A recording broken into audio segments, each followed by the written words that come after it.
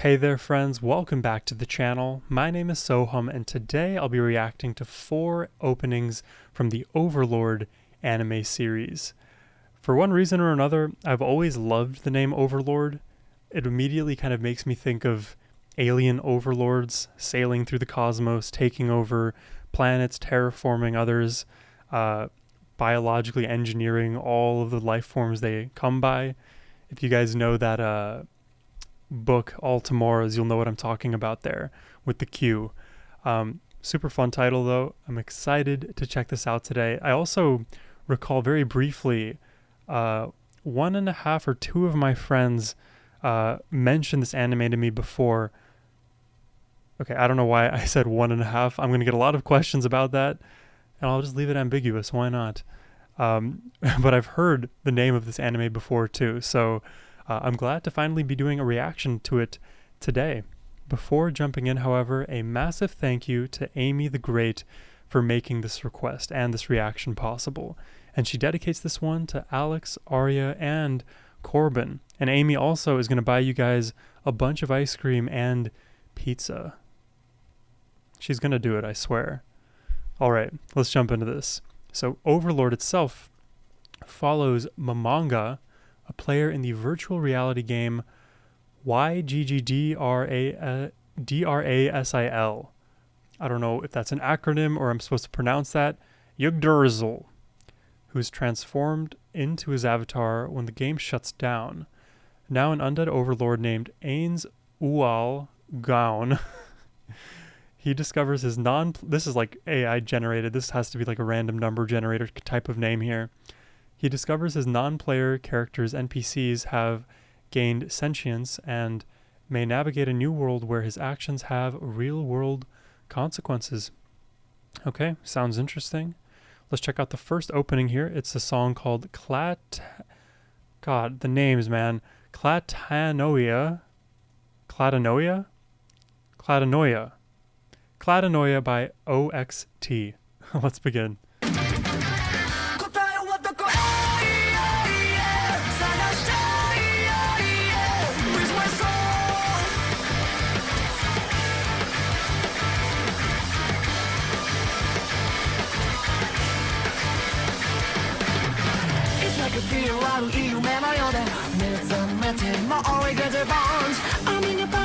Get the hurry out there with mysteries and miseries. Get your life has a money you love it. Stand by you if I do let you hell. Nani no shutai, and no shutai. Oh, darling, 1, 2, 3 steps on this dog stage. Reach your white man, show white camera, no fuji air. Tibu kake no tada kore ga naru no. The words and souls seas and bright afuchi kara ga. We need one light that shit.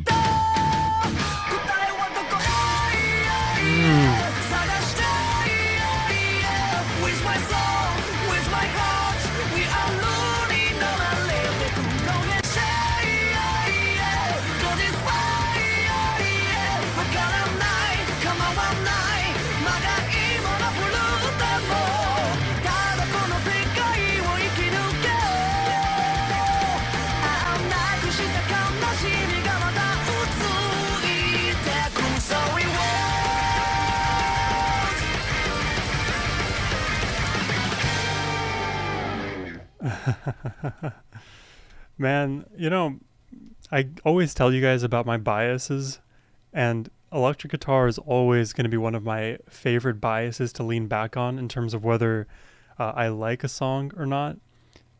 Definitely throughout this entire track, electric guitar, riffs, rhythm guitar are all kind of thrown about in very deliberate ways, I would say. I was about to say flippant, but honestly, there was not a moment where I felt like the guitar work introduced was superfluous.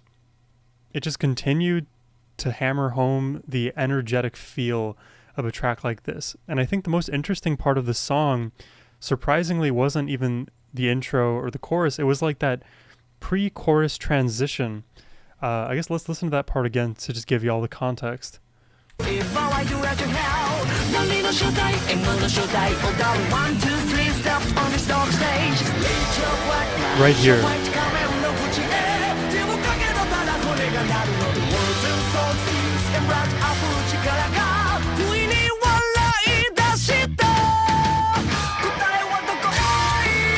Yeah.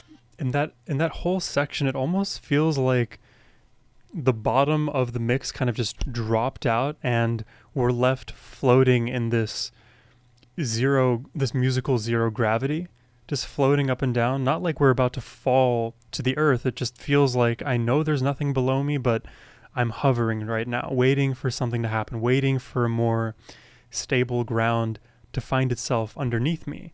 And then we obviously get that huge, massive drop into the chorus. Uh, yeah, very well orchestrated. At first, I didn't really understand that section. I think I put here, it is a big departure from the earlier section. I was almost about to say that it didn't make any sense in the context of the song, but hearing it ramp up into the chorus, then I said, but flows well into the bigger chorus. So where do I rate this guy? I think I can't put it in the nines. I just think the melody is, for me, a little too standard, which is not a bad thing. It's a good song. It just doesn't blow me away melodically. So I think I would put this somewhere between 8.3 and 8.6, which gives us a median or mean of 8.45 out of 10. And I'm satisfied with that for now. So let's proceed now to the second opening here. The song is called Go Cry Go by, again, OXT.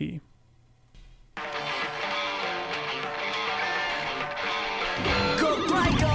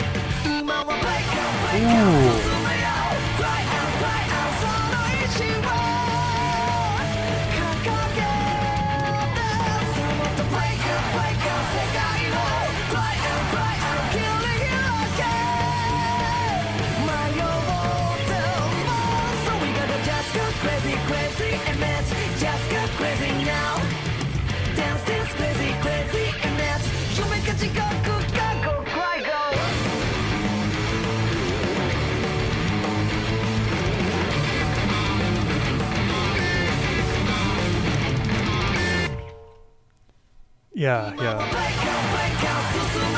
Let's give it a pause right there. Definitely super enjoy the vibe of this one. I was almost a little bit unconvinced up until that pre-chorus section again that led into the chorus. I'm starting to realize, for me, a big, well, I guess every part of the song does matter, but definitely the song is made or broken. Make or break. Made or broken doesn't feel like the sing-songy way to say it, but the song is either made or broken in that pre-chorus ramping into the chorus section. And this one was very unpredictable to me. There was like 3 to 4 separate switches that I would have expected maybe would be the bigger drop, but we had that moment of delayed gratification and then modification and switch into another rhythmic pattern and then changing up all of the instrumentation in the mix, and then a big, almost like glitchy intro into that chorus. So, from that perspective, it's very fast-paced, but then also when we enter these choruses, when we enter these just extended sections, the song is allowed to breathe just a little bit. And interestingly, though I'm probably not going to rate this in the 9s, I think it does outperform the first opening, and maybe by a considerable margin. The biggest, I think, existential issue that this song faces, and maybe I kind of noticed it in the first one we heard, but it feels like the whole mix is a bit turned down or a bit underwater. It's like put everything further into the foreground, and I think I would be able to pick up on a lot of these melodic and rhythmic nuances more. But because it all feels like someone stuffed a pillow on top of it, I'm just missing out on more of that goodness, which is actually, even though it is like an issue, it isn't the hardest issue to solve. You just make everything more pronounced in the mix. That's just my opinion. And then one last note here. I really like that meaty bass that we heard. It paired well with, just the overall lows in the song. And then when you hear the squealy notes in the guitar, it serves as this amazing contrast.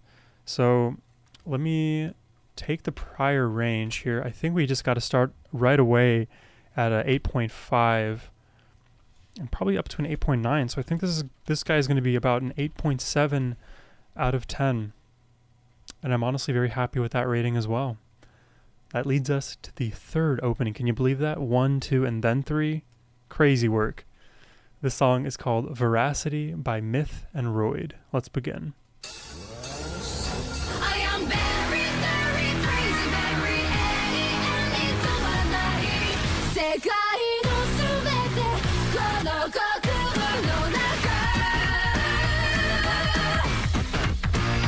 Oh.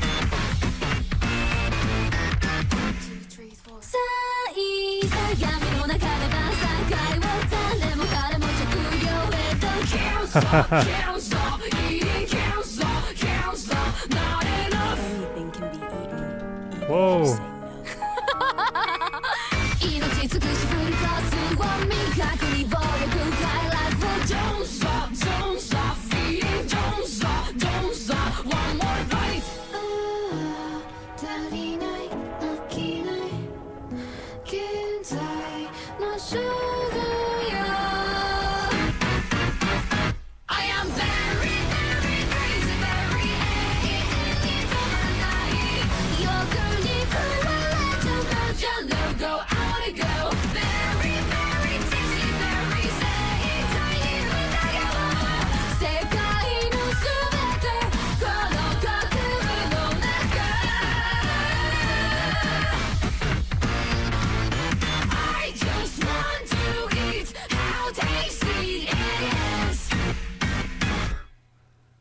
Interesting.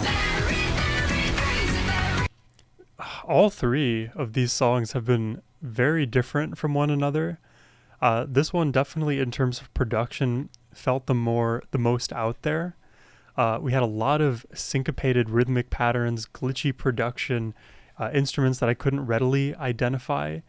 And overall, it worked. We even had that like piano section that almost felt like it was about to dip into ragtime and jazz piano, but then we pulled it right back out into the glitchy production, then went to this like breathy melodic section that served as the pre-chorus that led us into this massive chorus.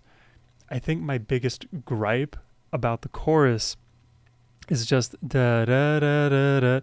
That melody, for whatever reason, I don't feel like it works as well in the context of the song. I wanted the chorus to be a little bit brighter, if that makes sense, because I feel like in this song there is a big emphasis on the mids for sure and the lows and some of these like esoteric sound effects that you don't typically think of when you imagine your standard rock band, for example. So when you have all of these unique effects, I would prefer if there was more, let's say, height to this mix. I feel like the highs are not really as pronounced here, which means when we got that piano section, I'm like, wow, this is very bright, and maybe we'll even go higher, and then everything will kind of lighten up, like the fog on the song will kind of dissipate. But that didn't really happen. We got more fogginess in the vocal melody in the chorus than I would have preferred, and that translated into the overall, well, not translated into, that was just more of a canary in the coal mine for the way the sound songs in the mix overall. And I think that's just like an overall critique maybe of the Overlord openings thus far. It's just more of an existential issue again, but it feels like these songs are a bit underwater. I wish I had more production background to be able to like explicate why I feel that way specifically. But you just gotta believe me. You just gotta trust that Sohum knows a little bit of what he's talking about. And when I don't know, I share that. So I do my best over here. But overall, again, super solid. And I think it actually goes smack dab between the two ratings. So we had, 8.45 and 8.7. Let me just confirm that. 8.7, 8.45. So then, oh God, how do I do this average here? Calculator should help me. 8.45 plus 8.7 divided by 2 is 8.575. And yes, that is scientific notation and sig figs. Let's check out the last one, guys. This is the fourth opening. The song is called Hollow Hunger, again by OXT. Let's go.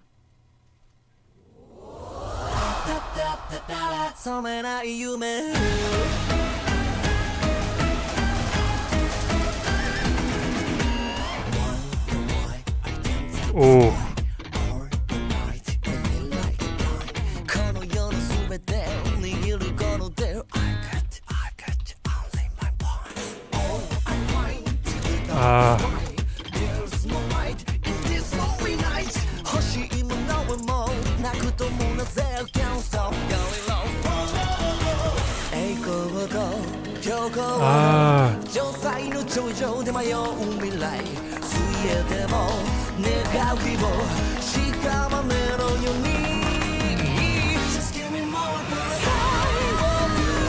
Oh.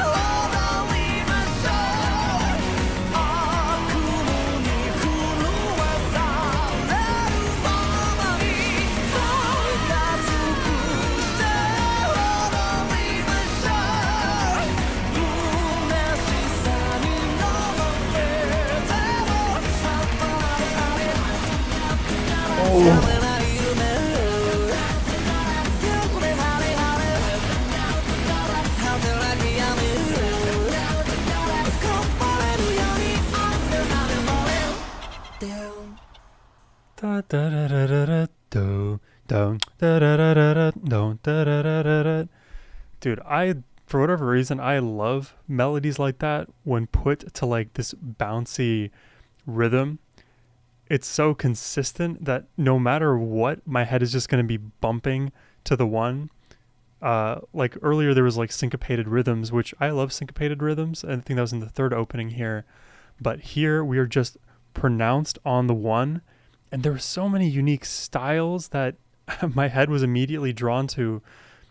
It may be worth it just like read through this entire thing again. I guess I'm not going to do it here. You can pause it and read my notes. But did you notice that in that almost pre-chorus section into the pre-chorus, we had this sort of flamenco feel?